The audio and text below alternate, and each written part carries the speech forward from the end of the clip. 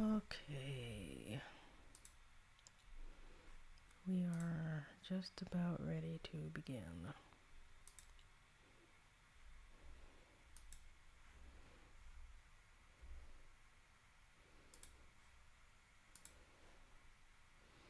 I have loads to do today. For one thing, I want to write a 100-word story. I haven't written one in a couple days, and I'm feeling the desire to do that. So I'm going to. And then we're going to be doing some work on Born from Blood for a while. And then I'm going to see what kind of like actual work I have for the day for myself. And then depending on all of those factors, I then have to go downstairs at some point. So all of that between 9 and about noonish for dinner. Oh my God, for lunch. Having a bit of a slow start day today. I did a lot this weekend though. I made a lot of changes to my Substack. I made a lot of my images transparent so that way they appear better in various places where I place them, which I felt needed to happen, and so on and so forth. So it's been a pretty busy day. Let's see, what am I looking for?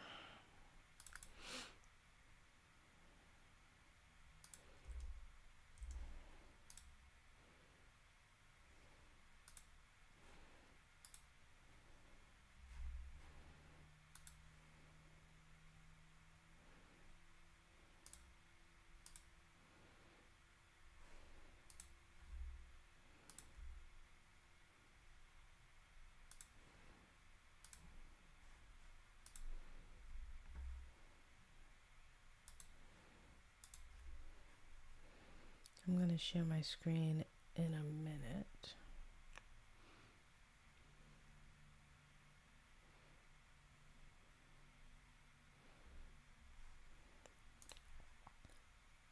I went to the wrong place.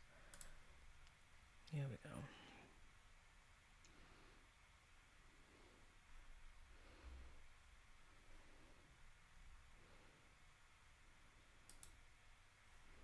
I also changed the name of one of my sections from the creative view to my creative view, because technically that's what it is. It's my creative view, so I changed that, and I like it much better because it takes the onus off of this idea that it's like the definitive view, creative view, and that it isn't. It's simply my own. So changing it to my creative view just makes more sense. And then like one thing I have to do at some point is go back into my Photoshop and change all of the banners from the creative view to my creative view, and also remove the background, so that it is a transparent image as opposed to an image with a white background. And that's just in case I should decide to change the themed color of my site to be a bit to be not white but like an opaque or something like that. And then because I noticed when I did that oh, I'm not even showing up on the screen. Hold on 1 second, let me fix that. But I noticed when I changed the color, it showed that I was obviously using a white background, and it didn't look very neat or appealing or pleasant to the eye. So fixing that. Something else I need to work on is the fact that my office is so clearly slanted. You can see that by the camera. And so I need to figure out how I can, oh wait, that kind of fixed it. Maybe it was just my actual monitor was slanted. Never mind. So I was like, why do I always look slanted? See, but now to me, my monitor looks slanted, but maybe it actually isn't. Anyway, one problem solved for this Monday morning. What was I doing? So I'm going to write a 100-word story really quickly. I'm going to post that on Instagram and all of the usual places.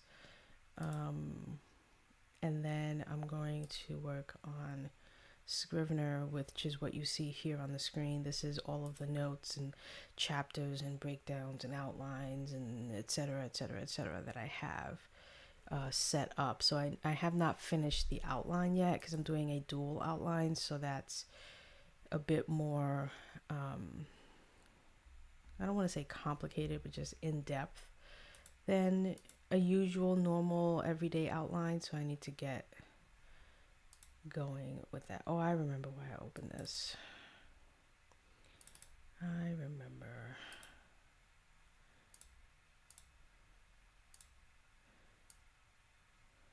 So let me fix this. It's Substack for fiction writers, not the other way around.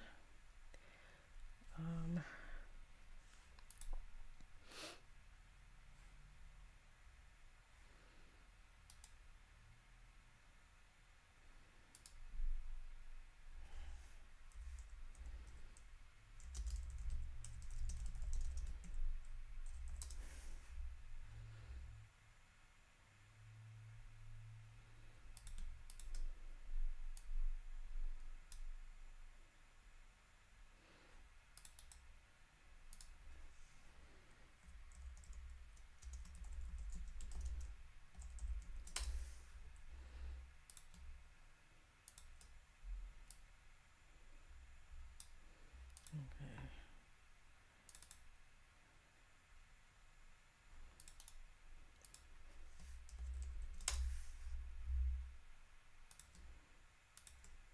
I need to delete some, or maybe I just need to create an archive folder.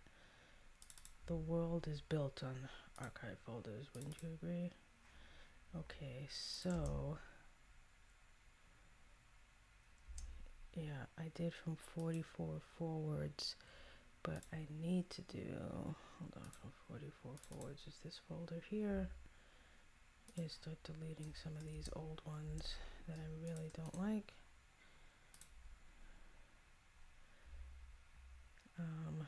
44 forward to here.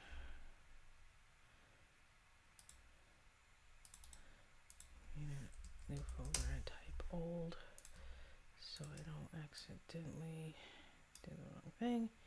And back up. Now 44 to 50 can be moved in here.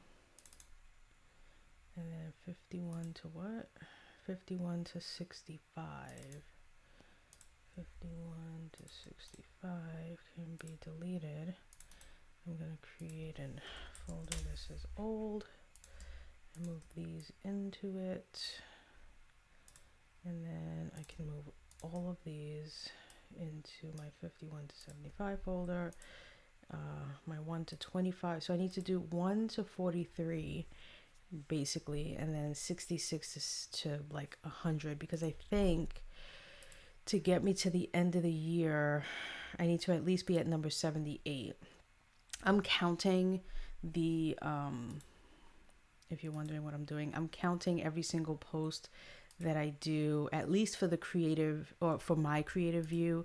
I'm treating it like it's its own publication. So each one is numbered, almost like it's a newspaper. So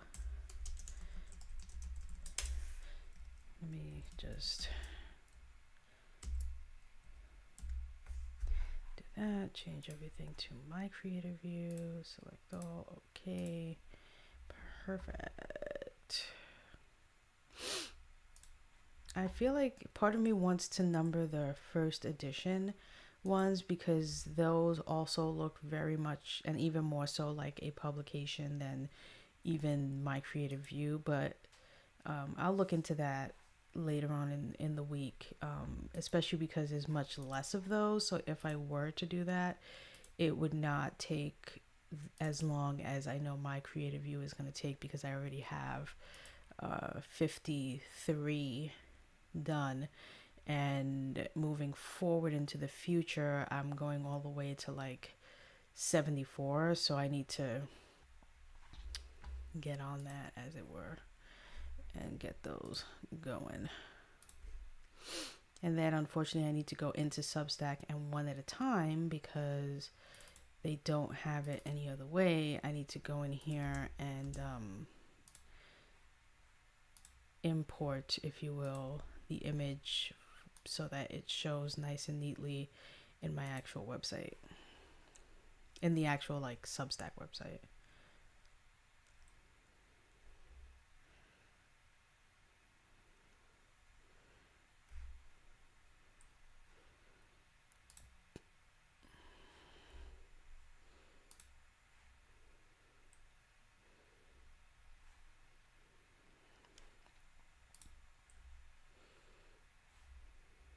So one small step at a time. Let's see.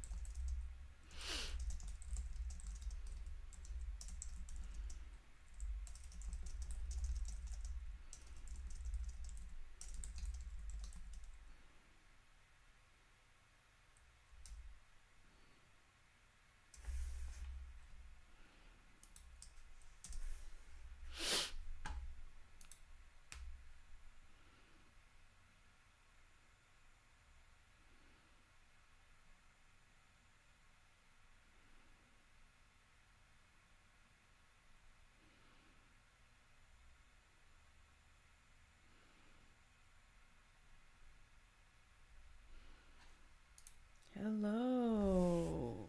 Yeah, I feel you. I feel like I'm actually getting sick. Um, Not like sick, but like allergies sick, which is crazy because we're shifting from summer into fall, and I feel like if I was gonna get allergies, it should have or would have happened in the summer when everything is blooming, but when everything is dying, like the trees and everything and everything's falling, I'm like, okay, why is it now that I'm a sneezing, stuffy nose, sore throat fool? But I am, so I actually just put some Claritin in the cart for grocery shopping this weekend in the hopes that things will be looking up because I can't with the sneezing. It's driving me insane.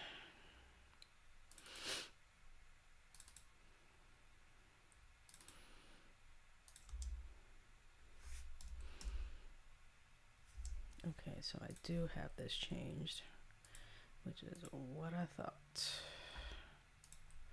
Alright, so I'm actually about to flex my writing muscles right now and write a quick and painless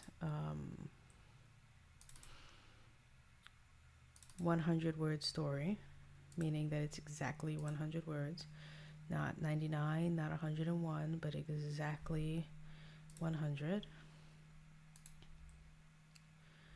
And then I'm going to do some outlining, and I'm going to really try really hard to finish these outlines. I'm thinking that I may have to pivot a bit from my normal routine of how I write and not finish the outlines and simply start writing from the majority of the outline that I already have written, and then take that first half and then finish out the outlines portions that I have not done. It will definitely be a change for me, but the fact that I am doing two outlines that are going to be running parallel with each other is also something that I have never done before. So I think it's safe to say it's okay if I'm going to be straying a bit from my normal routine of how I've been doing things and think a bit outside the box. So let me shrink these distracting windows out of my way. I'm going to open or reopen, because I actually just closed my Friday Fiction 2.0 Scrivener. This is where I've been writing it's where I've been writing my 100-word stories and at least storing them. And it's also where I'm currently saving my Friday Fiction short stories. And the reason why I'm not writing them here, I'm writing them in Google Docs, but I'm saving them in, I feel like I'm like slanted. I'm saving them in this Scrivener document because I need to know how long it takes to read them. And Scrivener has this cool feature where it will tell you based on the word count how long it takes to read that particular story. Like, looking at myself on camera, I feel like I'm severely tilted. Okay, let's see. So this is where I'm saving, like I said, all of my Friday Fiction is here. You're getting a sneak peek of the titles or the tentative titles for the next two Friday Fictions. So these two will take me to the end of September. And then I think these, I should probably do them, add folders for months, right? Oh no, I didn't mean to do that. Sorry. I meant to do the drop down new folder and do August. And then I'm going to do another new folder that will be September. And then just to be ahead of the game, let's do the other months as well. So December, I think I'm only doing 3 out of the 5 Sundays or Fridays in December because my last Friday fiction for the year will be December 17th. And then I'm taking a break. And I'm not writing another Friday fiction until the new year around, I think it's whatever holidays in January. I think it's President's Day is in January. So that the Friday of that President's Day, I think, is when I will be picking up Friday fiction again, and I'm going to be doing it again from January through to the end of May. So 5 months or 4.5 months, really. And then I'm going to be taking a break in the summer, June, July, and then I'm going to be picking it up again, I think sometime in August. So I'm trying to take 2 breaks, like a summer break and a winter break from Friday fiction. So I'm not writing 52 stories in 52 weeks. MLK is January. Okay, I always get those two confused if it's MLK or President's Day. 2, 3, 4. How many Fridays were there? I am terrible. Oh no, not calculator. Oh my god, I just opened the calculator instead of the calendar. Because, you know, I'm smart like that. Hello, calendar. Here we go. Where is it? Here we go. Okay, backing up. 1, 2, 3, 4. So there was 4. 1, 2, 3, 4. So these should go in August. And then 1, 2, 3, 4. These will go in September. And I'm just going to put this untitled one in October, and I'll get to it when I get to it. Let me close out August. So here is where I am with September. I've done 2 stories, 3, 4, but we're not even going to be looking at that because I'm working on my 100 word stories, which I've been keeping here. And I'm just going to add one. It's going to be, I'm not naming them because it's just a 100 word story. So I'm not giving them any specific kind of title. I'm just numbering them just so that I know how many I have written. We can close out the calendar. And what I've been doing with writing these 100 word stories is I have been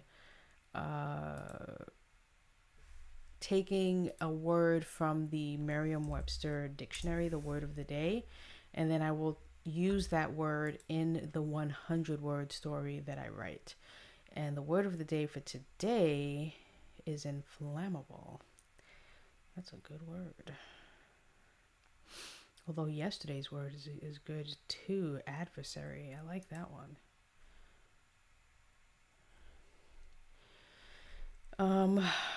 Let's use adversary. Why not? Let's see if we can't do a 100 word story. Oh, I lost my window. Oh, here it is. With using the word adversary. Shall we? And sometimes I don't even use the word in my 100 word story. I might just use the definition in some way, shape, or form. But I use it as basically just a prompt for myself, really. And also I need to take my pills for the day. So let me do that as well. Oh, that water tastes funny to me. It's probably from being sick. Ooh. Why did that water taste funny? It's weird. Okay, let's take some pills. I'm gonna go on mute and go off camera while I do this. Don't want to be taking pills on camera. So let me do that. Let's mute this.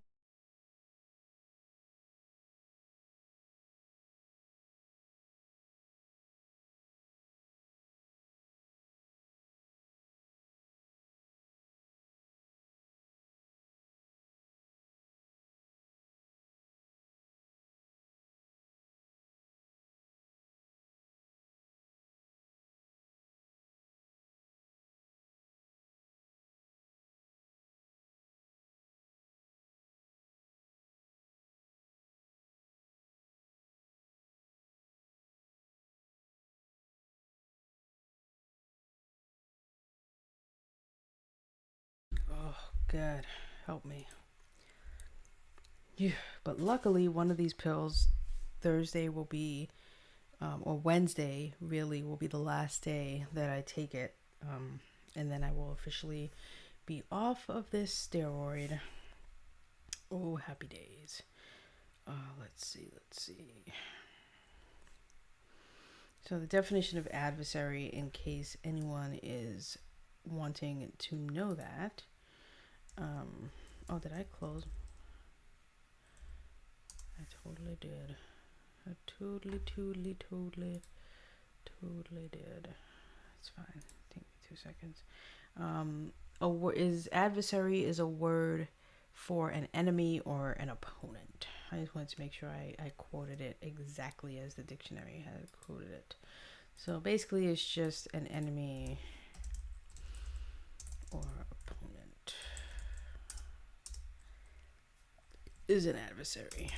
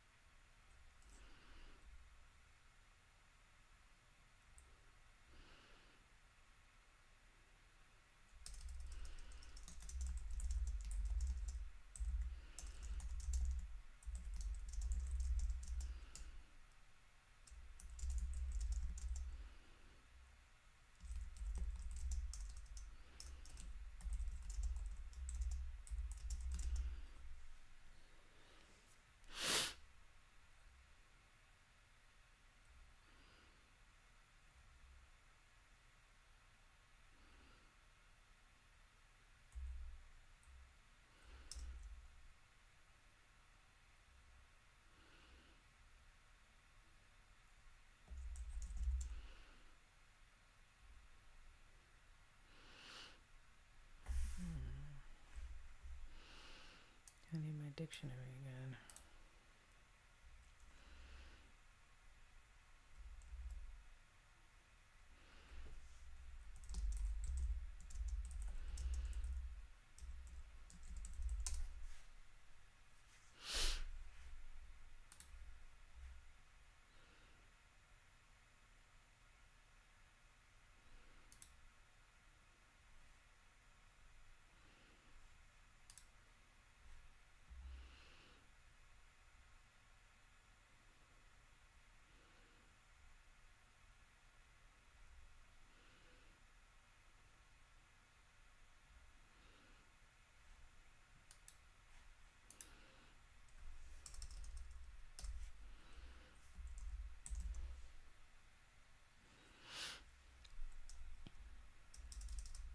Actually, you know what? Let's just make it by the king.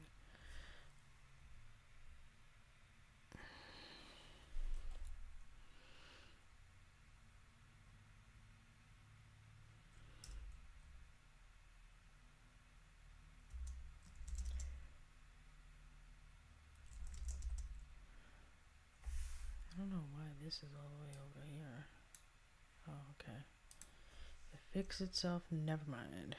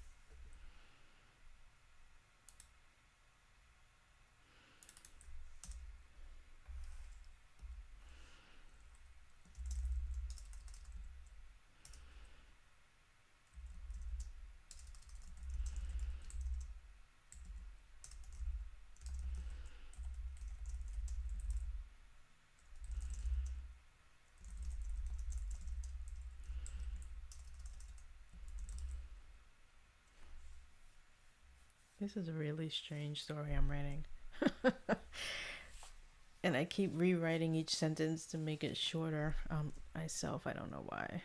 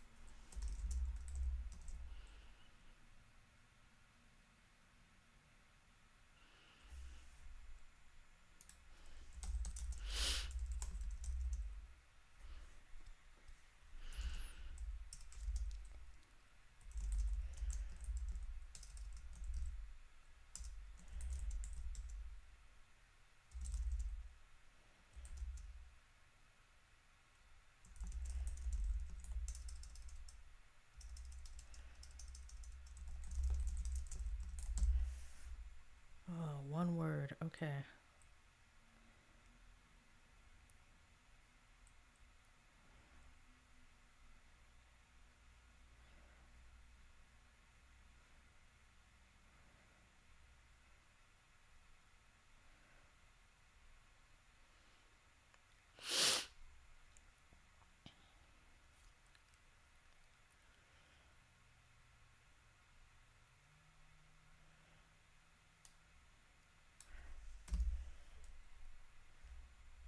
Okay. Done. So we're going to copy this. Oh, I think I have a bug bite here. Oh, that hurts. And we're going to switch screens very quickly.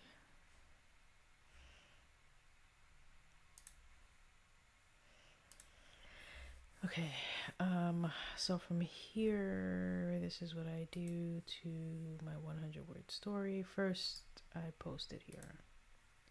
And because I already sent out, well, actually, I can post it because I just remembered that I don't actually email my 100 word stories out. I just post them as regular. So I don't have to worry about that situation.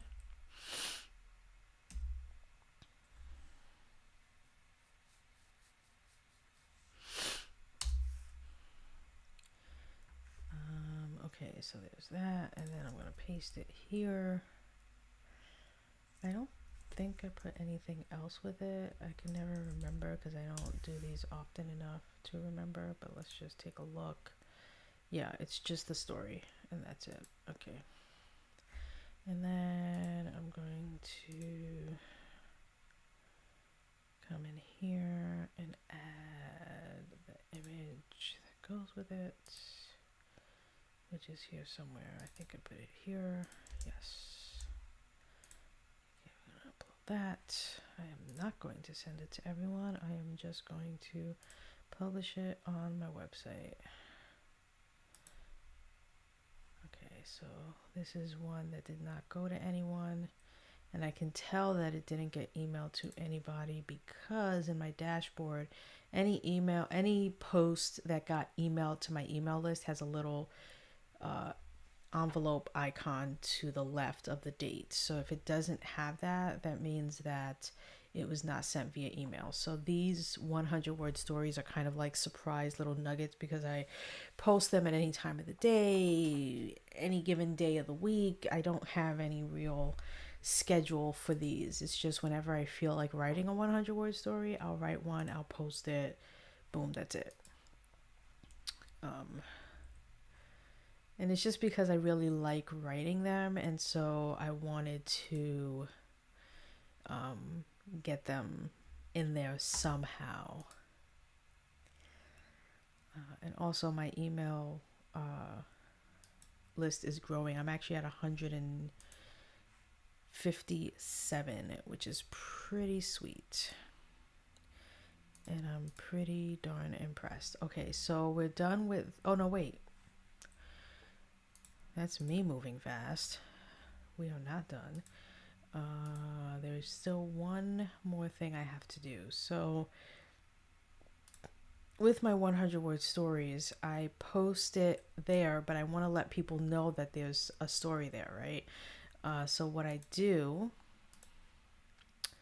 is I post it on Instagram. So here I have these lovely little things here. So I'm going to come down here, and all I do is just duplicate, and then I change this to number 5. And then I come in here and I paste in my story. I put the gap for each paragraph. And for some reason it pastes with this space here, so I get rid of that. I think this space is supposed to mimic like the indentation. But that's neither here nor there. And then I just kind of eyeball it to see where it's centered. Kind of, sort of, but you know, there's no real rhyme or reason to making sure that it's centered. I know that it's centered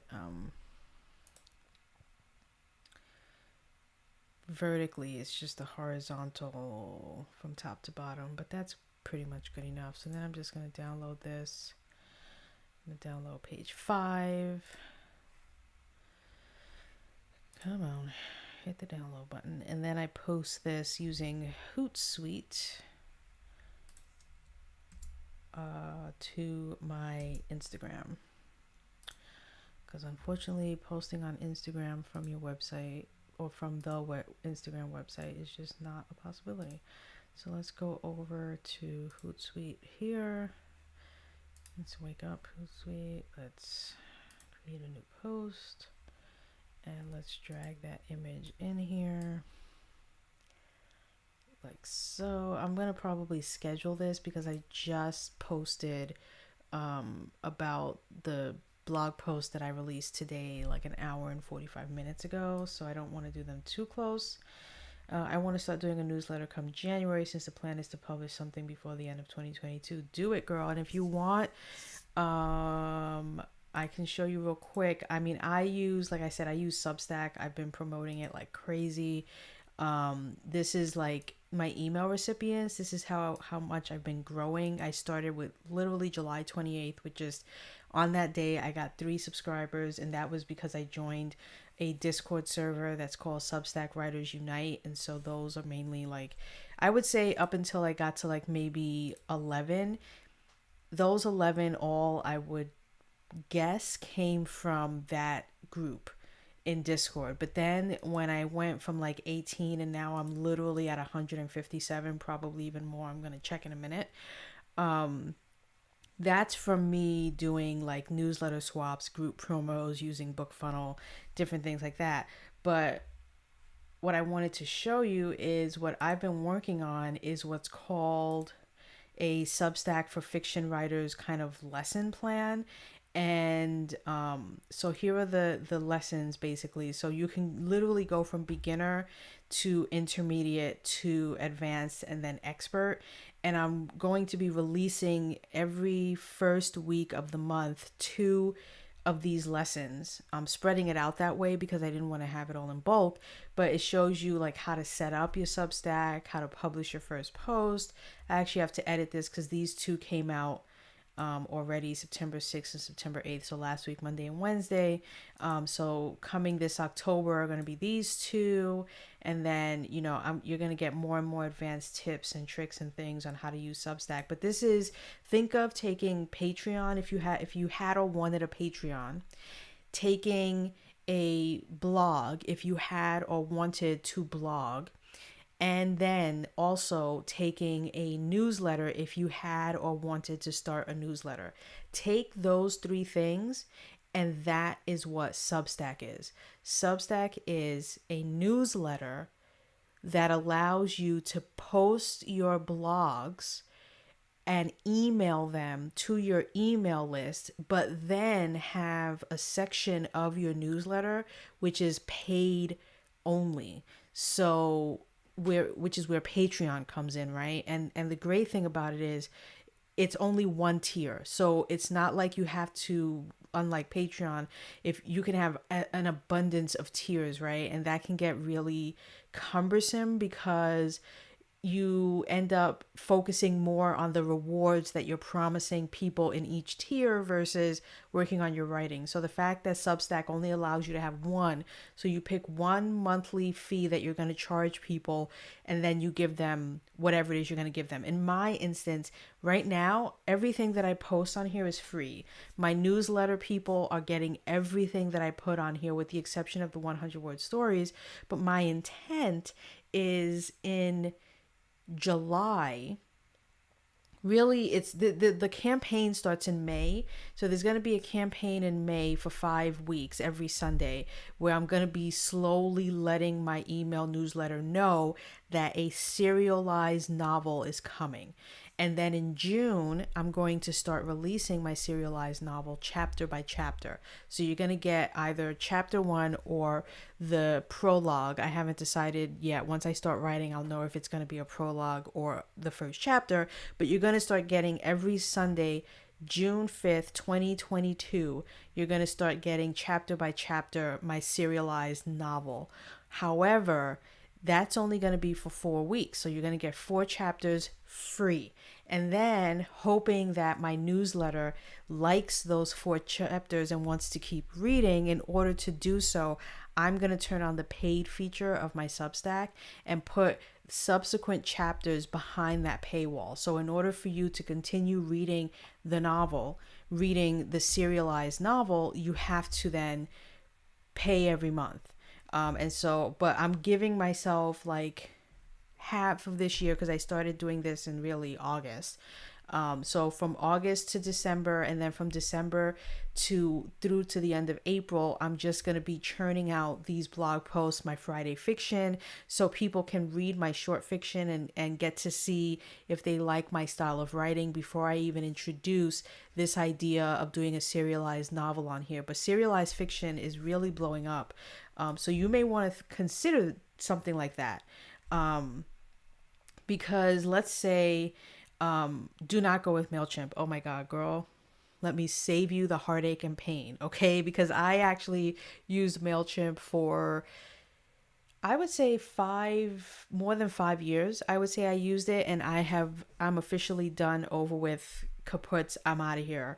Me and MailChimp, and actually I have a blog post coming out about that at the end of November, about why MailChimp and I have parted ways, and why I'm not using MailChimp. I'm also going to probably do a subsequent post on why I'm not using something like ConvertKit or MailerLite, and instead I've decided to go with something like Substack, but that's for another date and time.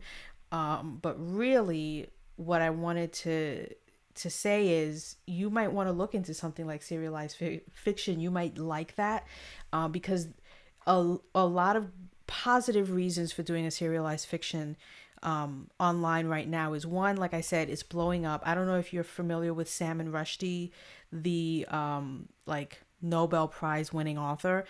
He recently made New York Times news when he announced a few weeks ago that he is going to be doing using Substack and releasing a serialized fiction novel via Substack, which is like huge for a lot of other fiction writers who are currently doing the same thing, but we don't have the name or the clout of someone like Salman Rushdie, right?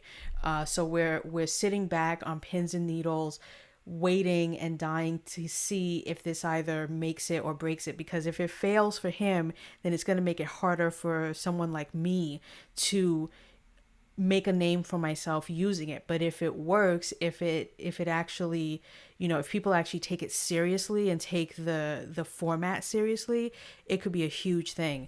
But historically speaking, serialized fiction was how fiction started, right? Because back then in the 1800s and 1700s, it was very expensive to print one book, let alone thousands of books like we print today.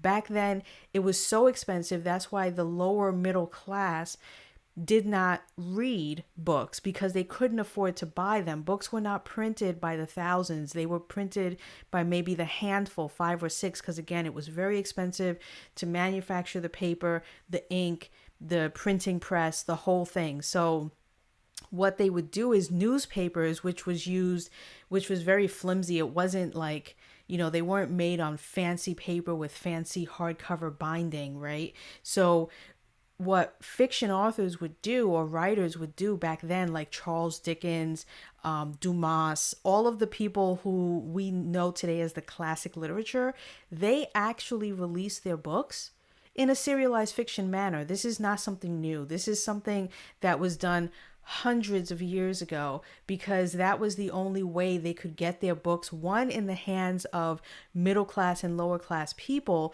in abundance, and two, how they could see their work printed, because they could never afford what it would cost to get their book printed and quote unquote on a bookshelf, because again, there weren't bookstores like Barnes and Noble back then. If you had a book on a shelf in your house in the 1700s and 1800s, it was because you were a wealthy person and you actually were handed that book by either the author themselves and they signed it, or like you went out and found the printing press that was going to do it, and it cost, like I said, buttload of money.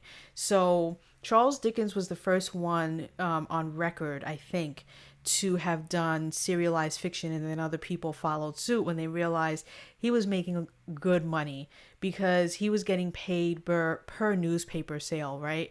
And they were printing the chapters of his book every week or every month, I think. I think in this case, back then, newspapers were not really daily or weekly. They were actually monthly. They were more like the way magazines are today, is how newspapers were back then. So we're literally doing serialized fiction today and bringing back and harkening back to the 18th and 19th century when it was done and it was the norm. And so the question is going to be, are newspapers, are magazines going to accept and bring in this idea of serialized fiction? Is that going to be the norm? And not so much to do away with print, books, because in fact, I think it's going to revolutionize and revitalize print novels. Because what I was going to tell you is, you're saying that you want to publish something before the end of 2022. What I'm going to do is, I'm going to, from January 5th for 32 weeks, because I think my novel is probably going to be 32 chapters. So for 32 weeks, every Sunday, I'm going to release a chapter, right? And then at the end of those 32 weeks, I'm going to take those 32 chapters, put it together as an ebook, and then upload it into Amazon, obviously, because everyone uses Amazon, and then sell it as a novel holistically. But what I'm also going to be doing is hopefully having interaction with the readers as they read it. So if there's something that they like and don't like, I'm going to put at the end of each chapter, let me know. So that's a way to get beta readers of total strangers who are coming to not only pay every month to get 4 chapters a month, essentially 4 or 5 chapters, but to also give their thoughts and ideas, so that along the way, I'm making those adjustments and changes to the story if I feel that what the reader is telling me is good information and good criticism, so that when I release it in, a few months from that point on Amazon, it will be the best of the best, and my paid readers will get the ebook for free, and they will also get mentioned in the book in the acknowledgement section as contributors and helpers for me to that thing. So that's one of the perks that they'll get, is that they'll get their name in the book. And I'm gonna be outlining this entire path that I'm going to be taking. So this is no secret.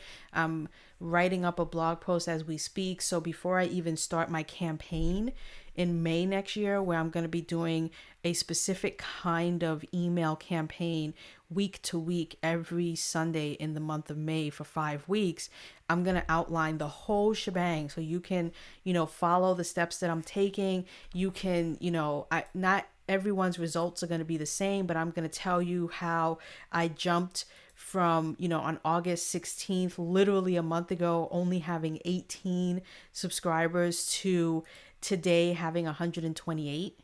How did I do that? I'm going to give all of that information away.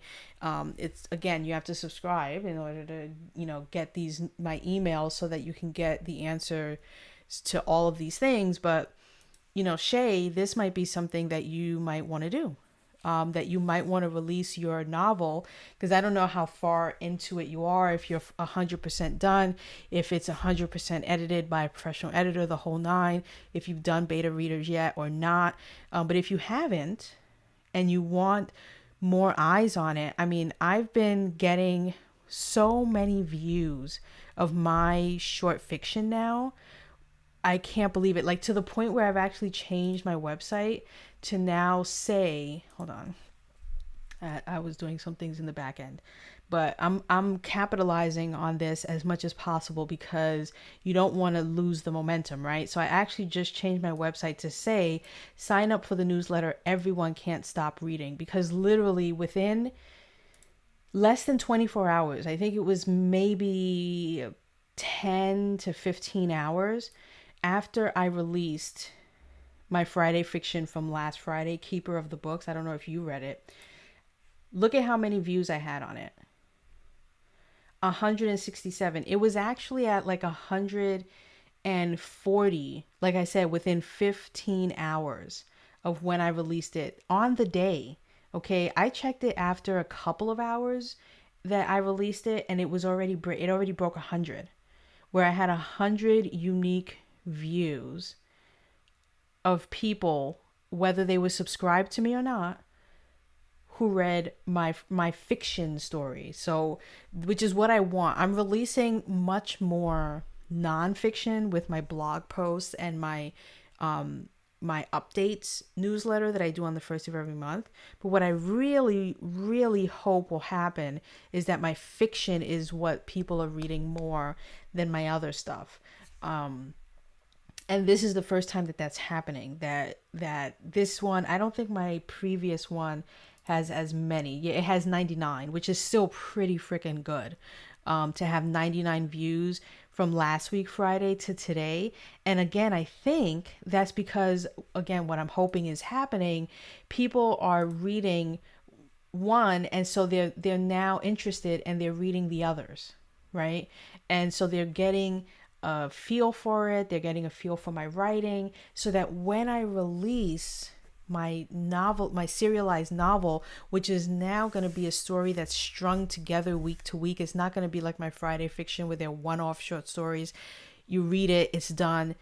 You could read it in one sitting and that's it. This is going to be completely different. This is going to be something where every week the story is going to build and build and build like it would be reading a novel. So I'm hoping that in giving them this foundation of these stories, that by the time I give them now a story that's going to be like, when it's done, 90,000 words plus 30 plus chapters, they're going to be more than willing to pay a monthly fee or the annual fee in order to get access to that. So that's, and I have some ideas on how to get people to sign up well in advance of when I even start releasing the free chapters until it becomes paid. Like I have all of these ideas and things that I'm going to be implementing come next year that will hopefully work.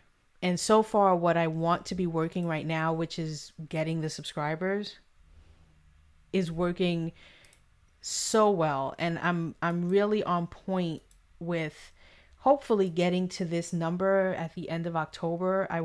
My goal is to have 365 subscribers, and I'm getting pretty close. And this is my actual number in the month of September. And so I think by the end of this month, in the next 2 weeks, I really will have really close to, if not more than 300 subscribers. We'll see.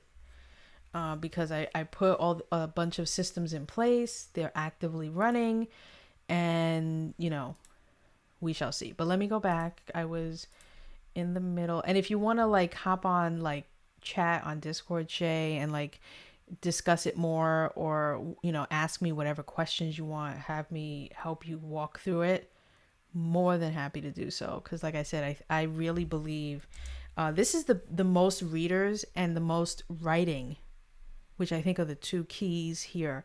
So it's the most writing that I've done, and it's the most reads that I've gotten on the things that I'm producing since I've had MailChimp, Patreon, and whatever else I've had, my blog, my website blog combined. So if that's any indication, because before I feel like I was doing all of that writing, and I was writing into the void. Like I wasn't sure how to break into getting people to notice what I was doing. And this is the first time I'm getting people to notice and having something worth looking at. Whereas I always felt before, like I don't have enough blog posts. I don't have enough subscribers. I don't have enough, short fiction out there that people can read for free and really get a handle on my style of writing. And I realized that I need to build that, because everyone who has a blog, everyone who has a newsletter or everything like that, everyone started from zero. That's not something new. It's not a new thing. Every single person started from zero, but we only ever hear the thousands of subscribers that they have or the millions of followers that they have. No one ever talks about that they started from zero just like the rest of us. And so I had to get in that mindset of like, don't focus on the fact that you don't have 10 years worth of blog posts. Focus on the fact that you now have a year under your belt. You're going to have another year. And 10 years from now, you can look back and say, well, I have 10 years worth of blog posts. If you continuously focus on that person over there who has 10 years of blog posts, so they have 10 years of that experience that they can lean on, you have to realize they did that for the last 10 years of their life. And it's only because their timeline of their journey happens to be shifted from yours, it doesn't change the fact that when they started doing their blog posts, no one was reading them. They were getting no views, no comments. They were publishing and pushing that into the void the same way as you are. It just, and I think a lot of us get bogged down with that, with looking at the people who are ahead and we feel like they're ahead of us. No, they're just on their journey and we're on ours. And it's two different journeys, two different roads, two different maps. We're not on the same road. And so if we were, then yes, you can say, well, they're ahead of the road. But there's two different roads, two different journeys, two different routes to get to wherever we're getting to. So I'm staying in that lane, staying in my own lane, and trying not to be distracted by people who I, one, admire, two, want to be just like, but three, I also get that feeling of, they're ahead of me or they're better than I am and I can never be that, where it's like, that's their journey, that's their path, that's their, choices that they made, and they may not work for me. So I need to do what's going to work for me. And so far, doing that and knocking out all the noise and ignoring all of that has been, for me, working. I'm ecstatic with my growth, and I hope that by the end of this year, I will have close to 1,000 subscribers. And I feel like if I stay on this path, I will. Okay, so I'm going to now put my stuff here.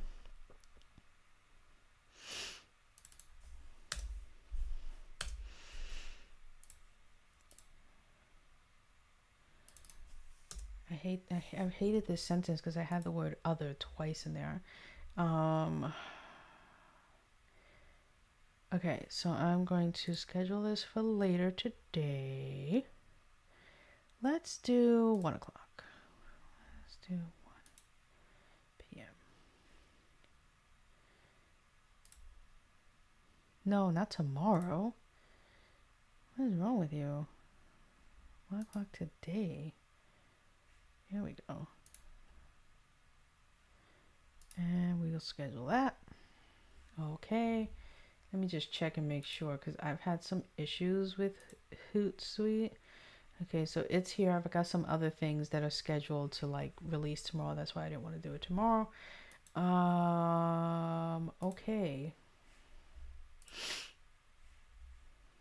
Yeah, everyone starts from zero. So I am of the mentality that I am starting from zero, and someday soon, this is my goal tracker. So my trajectory is, if I stay on this trajectory of forward momentum and of the statistical knowledge of how many of your email list will want to become paid subscribers based on my views and my clicks and my open rate and all of these things, with the 5% rule, 5 to 7% being the rule. Looking at this, by the end of 2022, I will be not very much there, but I will be very close to hopefully being able to not have to work 9 to 5 and being able to earn a living from my writing. Really, realistically, it probably won't happen till the end of 2023, when, as you can see here, actually you probably can't see these numbers. Let me zoom in. I will be earning, again, this is all supposition. It depends on if I have these many subscribers who will then convert into paid. Everything is still very much up in the air. I don't know what's going to happen until I turn on the faucet to say, now you have to pay monthly to get access to this.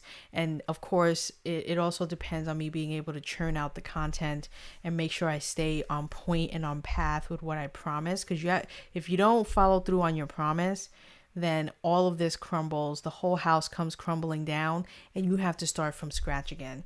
And it can usually take 3 to 5 years to build that kind of trust with your subscriber list.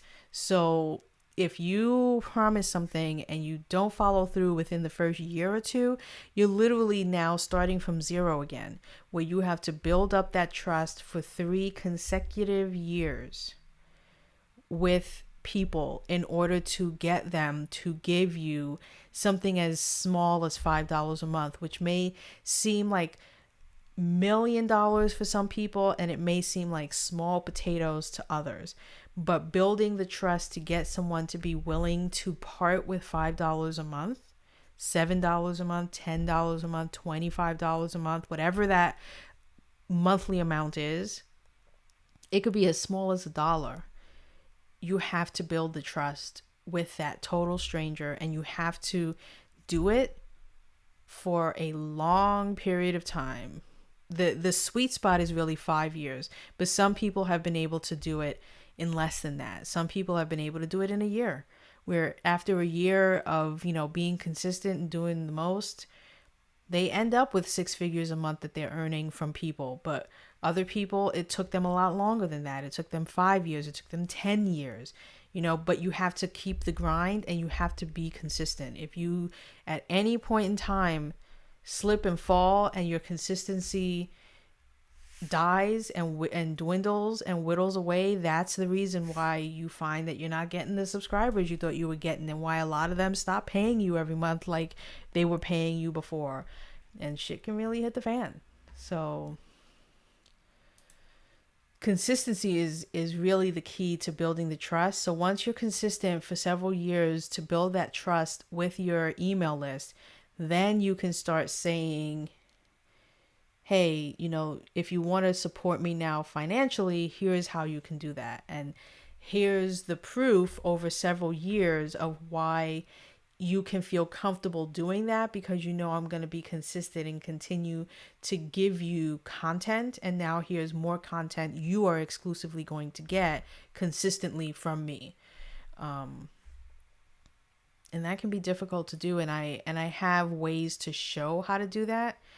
I can put a timer here, which I didn't realize. Next time on Wednesday, I will have an actual timer for myself, because I want to do sprints. I want to reintroduce sprints into my life, because I need to do that. So let's turn off Safari. Let's go back here, and I am actually going to switch screens because I did my 100 whatevers. So let's switch it back to here, and let's take a look at my what? No, I don't want to close this window. I want to shrink it. There we go. Now let's take a closer look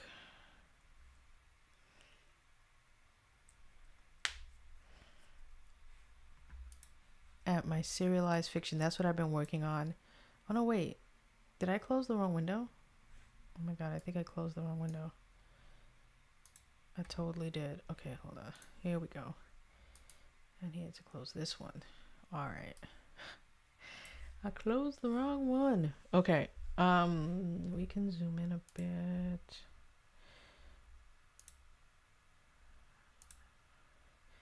I don't want to zoom in too much. Okay. So this is actually my old stuff. I originally wrote like 16,000 words of this story before I decided I needed to take a complete and total new direction, which, I can't believe that I scrapped 16,000 words, but I feel like the new direction is actually going to make this better, more fast-paced, exciting, just a better overall telling of the story.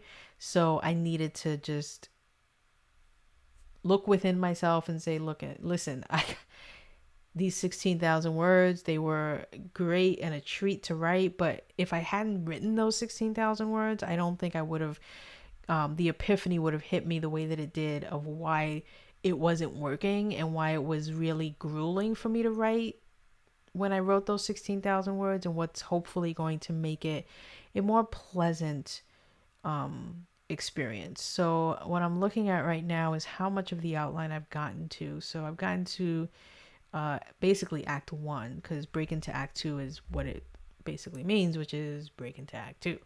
So up into the debate for the present timeline, and then for the other timeline, I got beyond for the past. I'm past that and into like the middle of Act 2, it looks like, based off of this. So Act 3 is really short. It's just like the two things, so it's not the most. Act 2 is obviously the chunk, the big honker in the middle, which always throws people off. They hate doing Act 2, doing the middle of the story. They prefer the beginning and the end. Who wouldn't?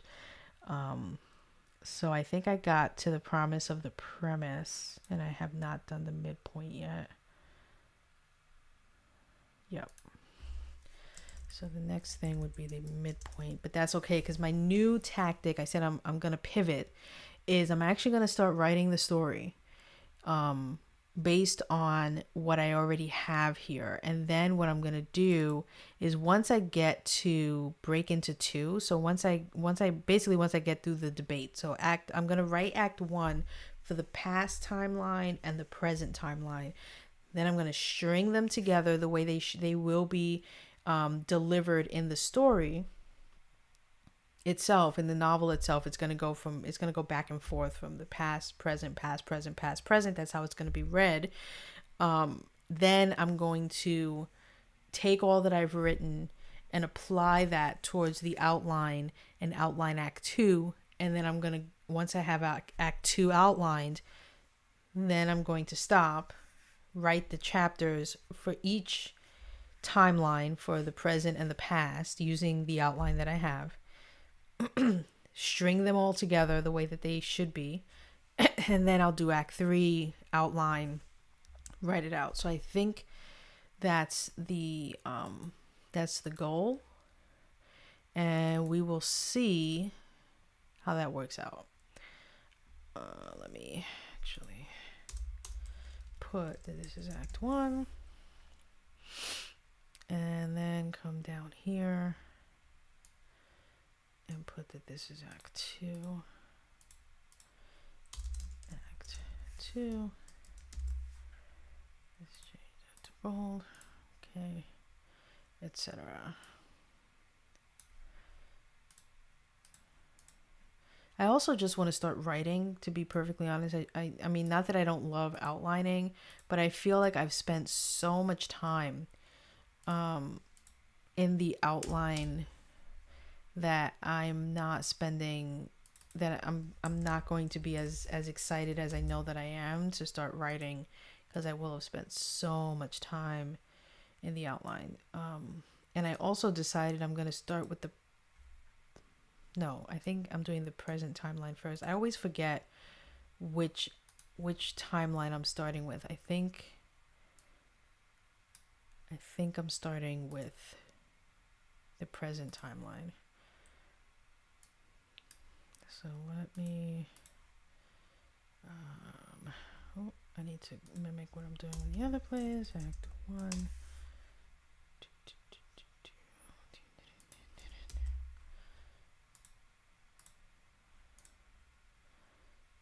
Yeah, it makes no difference if this is in bold or not. I just like to see it that way because I'm picky.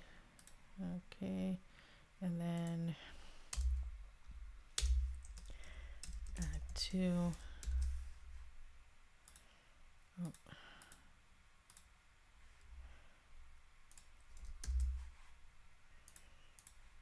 Here we go.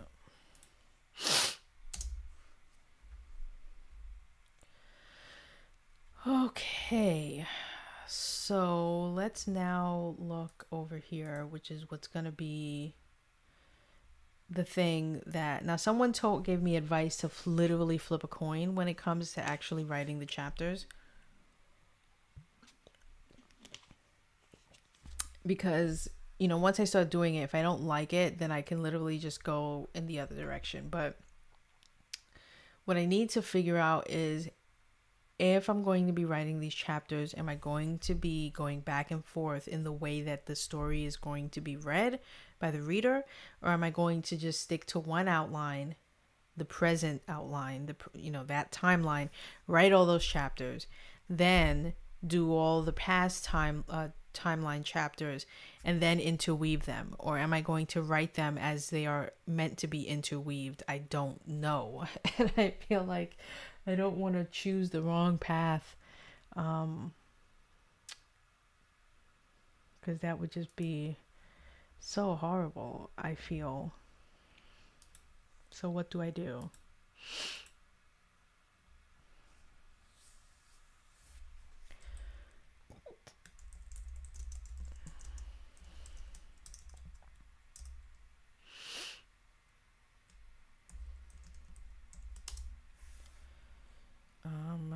What do I do?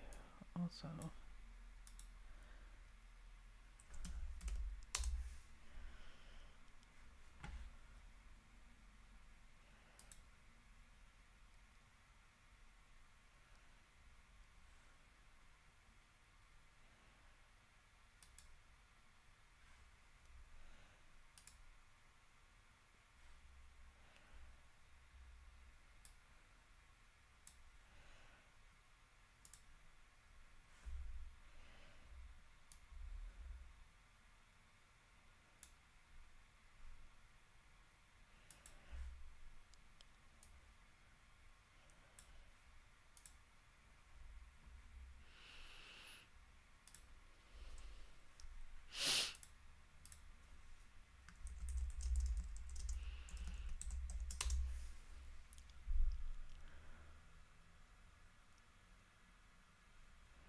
oh, I did it again. Should go this way. Hello, Monique, and welcome. I'm just here struggling like all writers do. It is our mission in life to struggle. Set up, not set up, but set up. Present. I feel like I need to do colors. How do I do colors? Oh.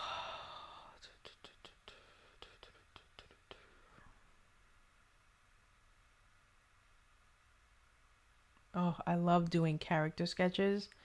That's one of my favorite things. I mean, I that's one of the first things that I did in my research. Well, I did some social structure stuff, but my characters are, I have a lot.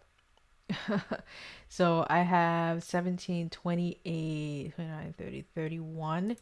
So I had to do 31 characters twice because they have a past timeline and a present timeline, with the exception of whoever dies in the past timeline. They obviously won't have a character sketch in the present. But I basically had to do 60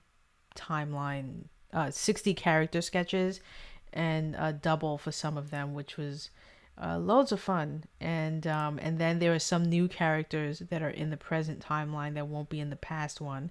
So it was just a lot.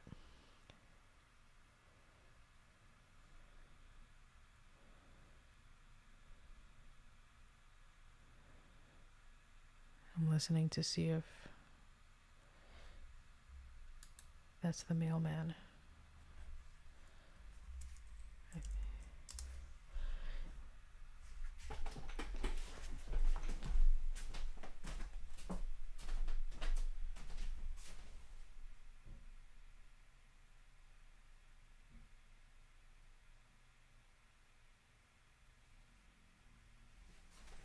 That's a first. He delivered something, but he left it at the end of the drive.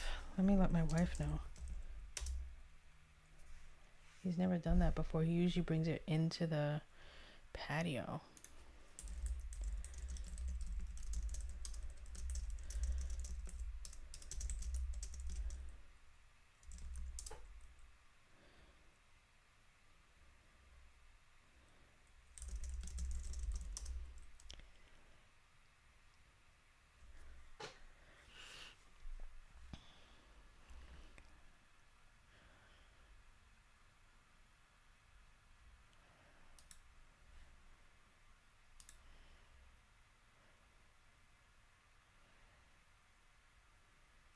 Yeah, the storm, we had a storm last night at 2 in the morning that woke us up. The thunder woke us up immediately.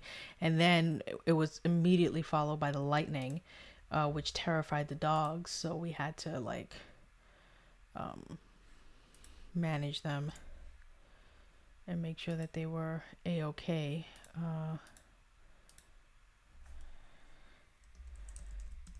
Luckily, it didn't last very long. It only lasted maybe an hour. But it was some pretty lit up skies at 2 in the morning for the lightning, and it's supposed to happen again on Wednesday. Some tomorrow and then some Wednesday.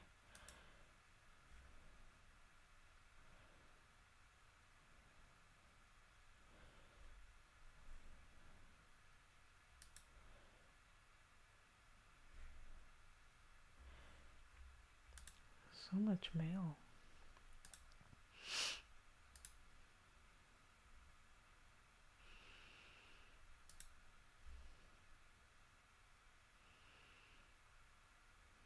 HDP.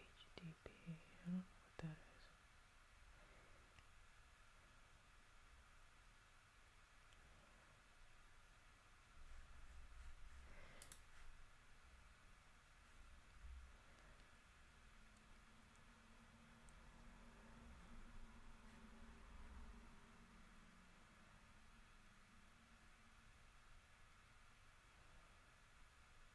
Yeah, we had that unfortunately like a month ago, and the village, I live in a village, and the village was, you could basically say, destroyed. Bridges were torn down, the roads parted and cracked. The we had Luckily we didn't have flooding in our house, but we did get flooding in our garage.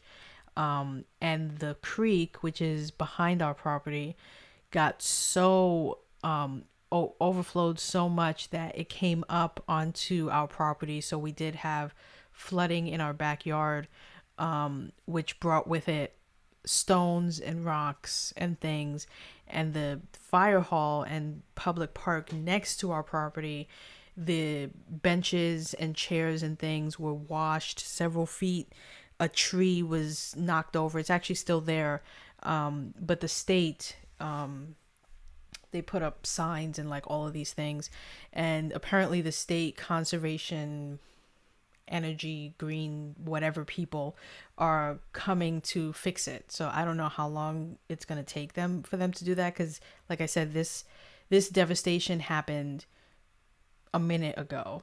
It was actually with Storm Elsa, I think. When was Storm Elsa? When it was Storm Elsa that did the destruction to our village. And we're like, I don't know where we are right now with the tropical storms, but that was the one that did it. And it was just like crazy.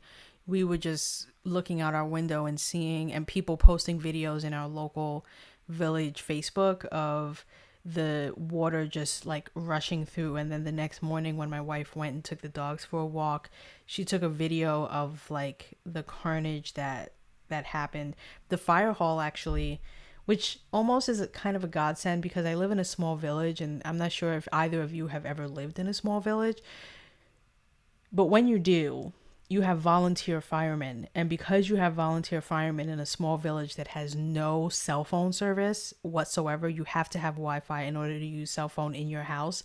And the second we leave our house, nothing, you got no cell phone service. And because of that, the fire station, which happens to be right next to my house, I don't know why wherever we moved, we always move within walking distance of a fire station. We just have that kind of luck. We've moved 3 times, and each time we've literally been like across the street from a fire station. This is no different. So when there's a fire, because it's a volunteer fire station, they have a fire alarm that has to sound loud enough for the volunteer firemen to hear it in their house. So you can imagine how loud the fire alarm is. And it sounds loudly like that until the volunteer fireman who hears it in their house miles away on their farm drives to the fire station, turns it off, suits up, does the thing, right? But because of Storm Elsa, it broke it. So they have not been able, and it's a antique, because everything, it's a village, and this village was established back in like the late 1700s. Like the house I live in was built in like 1887 or something like that. So because of that, it's not like they can just go down to Walmart, get the piece that they need, hook it up, and the thing works again. It's an antique of an alarm that was used back in the early 1800s. So they have to like, I don't know what they have to do to get it to work. But since Storm Elsa, any fire that has taken place, there has been no alarm for it. I don't know how they're communicating to the firemen when there's a fire, but I will just say praise the Lord, because that alarm is alarming to say the least, because like I said, it has to be loud enough to be heard throughout the entire village. And can you imagine if there's a fire in the middle of the night? And there has been. I will tell you, there has been. So it sounds throughout the entire village in the middle of the night, and you will be woken up, you and everybody else, until the volunteer fireman goes. And I've said, like, can I just walk over there and turn it off? Like, is there a switch or something that needs to be flipped? Because it's loud. But usually it doesn't go off for that long. It's the longest maybe that I have, because I've timed it, because it's like, okay, this is crazy talk. 3 to 5 minutes is how long it goes for, but still, it's loud. So if you're going to live in a small village, you might want to look into things. Like, no one told us that, right? We didn't know that until we already bought the house. We're literally moving in, and the next door neighbor came and informed us of those lovely little nuances of living in a village, which is that the fire alarm goes off, and it can be very alarming. But there are some cool things. Like I was just telling my wife today, because we're heading into fall and then very soon into winter, we're going to start seeing a lot of deer who are going to be traveling through, which is some of the great things. Like during the day, the afternoon, the evening, families of deer will cross the road from the church across the street and literally walk through our property to the creek, and then cross the creek and go wherever it is that they're going, which was so amazing to see when we first moved in, like literally a year ago. It will be a year, I think on the 24th of September, we will have been living here for a full year. So that's something to look forward to, like in October, and then November. And then every morning we see the deer tracks in the snow, and we know that like a whole family. One night we woke up, and it was, I think I probably counted somewhere around 15 to 20 deer. That it was like 3 a.m, and I don't know why I looked out the window, but I did, and they just kept coming. It was babies and with their mothers, and you could see like they were helping them cross the road onto our property. And then my wife like ran down the stairs to look out the side window, and she was like yelling to me like, oh my God, they're going down the hill of our property, and they were crossing. It was just, and I couldn't go be with her because I was still counting them crossing the street onto our property. It was just so many that night. I'll never forget it. I will never, ever, ever forget seeing like 15 plus baby and full grown deer crossing onto our property. And they were just hanging out there. You know, they were hanging out there for a good long while. So it's pretty cool seeing all the deer and the woodchucks. What else do we have? We have vultures, lots of vultures, because we have a lot of farms. Like one house over has 2 horses, and I don't know what else they may have. We have a Amish family. They have sheep and other cattle. And when we're driving to Walmart, everyone's got like chickens. My wife is getting, I think I mentioned it, but one day this week. We don't know when. They're being born today. And then they're going to be shipped today because apparently the post office has what's called chick mail, which I learned a couple days ago. Literally, it's called chick mail. Like, you can go to the USPS website, and if you're shipping chicken, they have this service that's specific to shipping chicken, which is called chick mail. And so my wife is getting chick mail of 8 newborn chickens in the mail.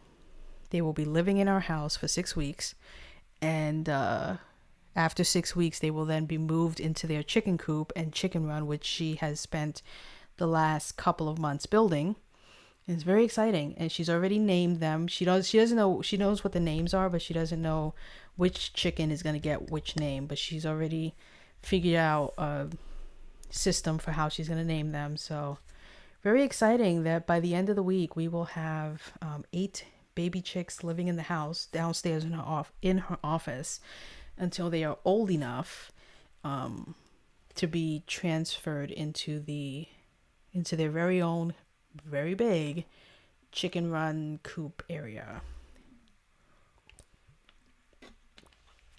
So if anyone is looking to get chickens and you're like, well, where do I go? You can order them online and have them shipped by post office with chick mail. Ta-da! Modern technology. All right, let's continue what we were doing here. Because soon and very soon. You know what? While I'm doing this, I can actually have this other window open. So let's do that.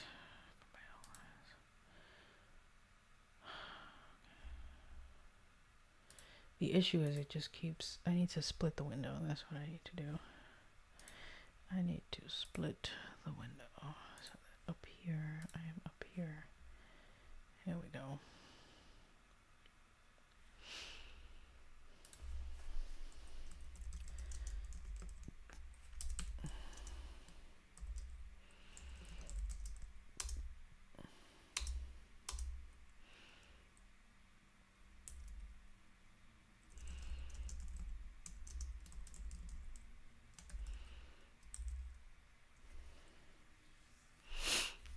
Catalyst isn't. So I outline using the Blake Snyder beat sheet. Debate. Oh wait.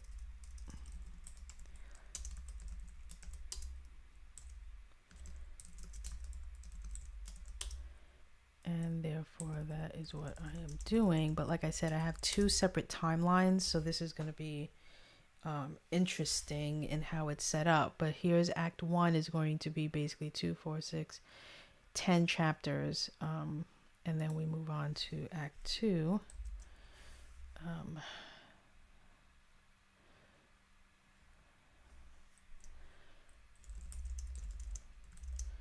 Which is going to be break into 2.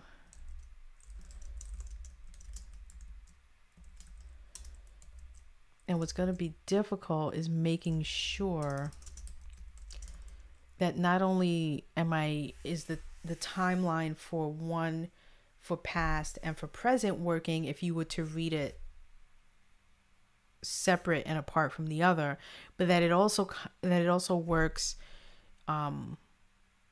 reading it back and forth. And I think what I'm probably going to watch or rewatch is Slumdog Millionaire, because that does it very well. And I'm probably going to look online and do some research to see if there are any books that do that, where each chapter is going from past to present, back and forth, because I'm sure there's probably dozens, if not hundreds, of books that do that.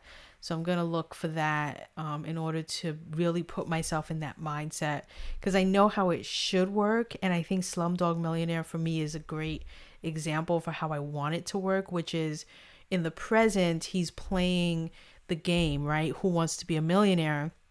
But with each question that he knows the answers to, it's from him reminiscing to his past and how a lot of the things that happen in his past, which he may not realize now, may not have realized then, but now are actually helping him to know the answer to the questions that he's being asked in when he's playing the game Who Wants to Be a Millionaire. And I the last time I watched, or the only time that I watched it was again when it was like nominated for like all of the awards as best movie of the year, and I think it might have won best movie of the year for like, you know, all the biggies.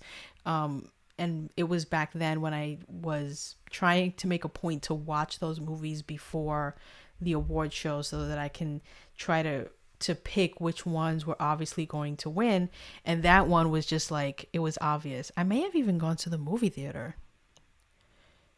to see it. I may have seen Slumdog Millionaire in the movie now that I think about it. And I could actually find out because back here, if I'm pointing in the right direction, but back here, this thing here, this box here is actually a ticket box that my wife got me. So all of my tickets, because I collect movie tickets back when going to the movies was a thing, but I've been collecting going to the movie theater tickets for at least the last 15 or 20 years. And so before I had them in this book, and she got me this. And so I took them all out of the book and put them in here. So they're kind of all cobbled together in there. And some of them were fading so much because they were so old that I actually took a ink pen and traced over it so that way it would be clear. But I love collecting movie theater tickets. Like that was, I don't know why, I just love doing it. Let's be story past.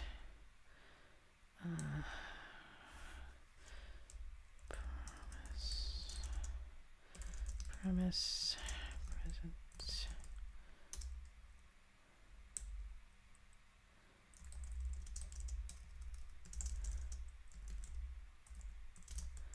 Past.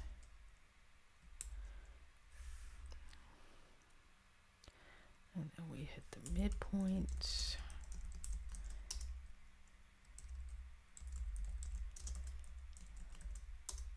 And each of these, for me anyway, represent a chapter. Unless I feel like I need more than a chapter in order to convey the way that I need to, like the break into two or the promise of the premise, then I will do that. But for the most part, I try to confine and condense the chapter into that beat, which is called a beat in the screenwriting world, which is the people who use these. But for me, I just call it a chapter. Bad guys close in present. Bad guys close in past. All is lost. Present. All is lost. And last but not least, dark night of the soul. Present. Dark night of the soul. Past. Okay, so that's Act 2.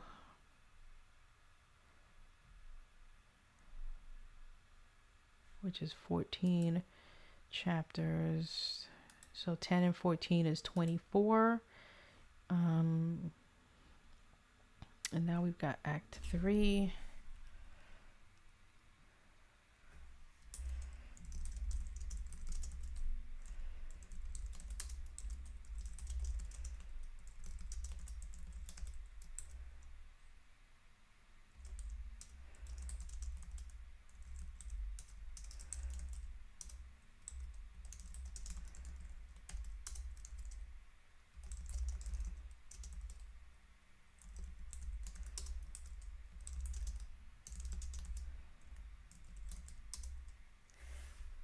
Which is only 6 chapters, so that's 30. And this is why I say there's going to be 32, because for my epilogue, I'm going to do a present epilogue and then a past epilogue. And then that'll make it 32 chapters, give or take. And initially I wanted each chapter to be a name instead of just saying chapter 1, chapter 2, chapter 3, etc. That each chapter is going to have a name, and then I'm probably going to put like in parentheses or some sort of bracket or something past and then present, so that people know as they're reading it and they know which timeline they're in, and so it's not confusing to them as they're reading it. So I am going to say which chapter is past and which chapter is present. I'm not going to, not put that, because I feel like it's very important. So let's go back to just having one window here. Okay. And now that we've got that, my brain is officially like spent. And I've done my 2 hours, so it's okay if my brain is spent. This is as far as I got. I don't plan on or feel the need to rush through this. I am taking my sweet time. So my goal now that I have this set up, that I have my outline basically for both timelines, is to write this and have this completed. Act 1, have Act 1 completed by the end of October. So I really have 6 weeks to do Act 1. And I'm more likely, let's say mid-October, because I want to give myself more time for Act 2, knowing that there's more chapters in Act 2. And so there's going to be a bit more to do in Act 2 than there is in Act 1. So October 15th, wherever that falls. I think that falls on a Friday, actually, October 15th. So a month from now would be October 13th. So let's go with October 13th, Wednesday, is when I want to have these 10 chapters done. So I am going to break these down into, I want to write chapter 1 during these online sessions and these sprints. And so I'm going to break that down in a calendar for myself and really push myself to meet those deadlines. Because if you don't give yourself deadlines, then you will just, if I say October 13th, then I really am going to take that time. But there's all likelihood that if I actually said I need to write these chapters during these streams, then I'm going to actually do that. And therefore I may need less time than that. And so I'm giving myself each month between now and December to finish this book. But again, I'm probably not going to need all that time. So I do want to give myself deadlines, even though I, in the real world, don't need them. But it's better to have them because it forces you to work within those constraints and those confines. It's called the Parkinson's law, which I'm writing a blog post about, which it basically says if you say, I want to get this done today, you're going to take all day to do it. But if you say, I want to get this done in the next hour, or I'm only going to give myself 1 hour to do this thing, then your mind is more likely to make sure you get that thing, whatever it is, done in that hour, versus tomorrow I'm going to do X. Then you're going to literally take all day and BS about and then get the thing done, versus I want to get this thing done between the hours of 2 and 4. And if you say that, and if you say that's the only time you have to do it, then that's the only time you're going to do it, and it's going to get done in those 2 hours. So it's hard to mentally get yourself around that thought process, but it does work. Parkinson's law. And you're likely to get more done because you're giving yourself a deadline and you're forcing yourself to stick to it, and you really will. So food for thought for anyone out there who may need that kind of food for thought, which is, if you really want to get something done and you really don't want to BS about, and you're wondering why you do that, it's because you didn't give yourself a hard and fast deadline, because you know you really don't need one. So you're probably like, yeah, I'll do it when I can. I'll get to it whenever. If you want to finish something and you want to finish it in a timely manner, you need to give yourself a deadline that matters. And the way you make a deadline matter when it kind of sort of doesn't, is by telling other people, telling everybody. Because then if you don't do it, you feel bad. And if you're someone who feels bad normally, then I wouldn't recommend doing this, because it can actually be more crushing than helpful. So, you know, take that idea with a grain of salt. Don't do it if it's going to make you then never write again. But if you're someone like me who's like, oh my God, everyone knows, and so if I don't do this thing, then I'm going to feel really bad, and I'm going to have disappointed the world, and so therefore I better do it, and then I end up doing it. But if you're someone who, you know, tells the world, doesn't do it, feels ashamed and really bad, and is like, I'm never going to do this thing again because I totally didn't do it when I told everyone that I would, and I feel horrible, and I'm gonna become a hermit and never come out and never tell anyone anything ever again. Don't do this thing. But if you're the opposite, then by all means, because you may find that it helps you. I know that it helps me. Anyway, so I will be back on Wednesday, and Wednesday I will be writing the opening image, the present timeline, the first chapter. It'll be awesome. We're going to write some words down. I'm trying to write each chapter 3,000 to 5,000 words, thereabouts. And based on that means I will have anywhere between 90,000 and 150,000 words, which seems like a big gap. That's like a 60,000 word gap, but that's somewhere in the realm of what I'm going to end up with when the novel is finished. So I'm thinking it's going to be closer to about 100 to 110,000 words for the full novel, and then it'll be somewhere in the 350,000 to 400,000 word realm for the entire trilogy, because this is a 3-book thing. So I'm going to be doing this serialized fiction thing, cycling it in a specific way, and I'm actually plotting that out for myself for what the next 3 years are going to look like. So 2022, 2023, and 2024, and then what the timeline's going to be for releasing the chapters, then putting them together and releasing the novel, then putting the 3 novels together and releasing the volume, for the next 3 to 4 years of this thing. So it's a whole path and pattern and plot and process. But in the meantime, I'm gonna go and see what my actual like paying job entails for me for the day, and then I'm gonna go do some work and get some lunch, because my stomach is grumbling again at me, so I need to eat. Even though I already ate, I'm gonna go eat again.